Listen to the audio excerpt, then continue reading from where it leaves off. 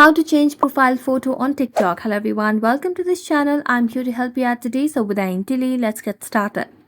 So first of all, launch the TikTok application on your device and make sure that you're logged into your TikTok application on your device. So as you are logged into your account, what you can simply do is tap on your profile at the bottom right corner of the screen.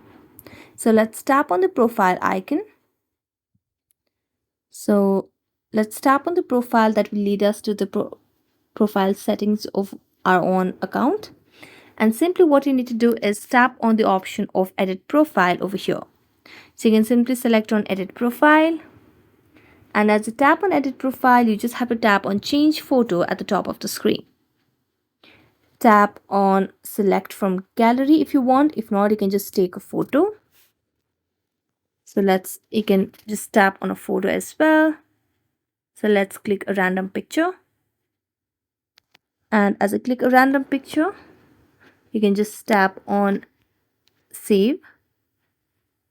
And as I tap on save, there you go. You have changed your profile photo on TikTok. So that's it. Thank you so much for watching this video. See you next time.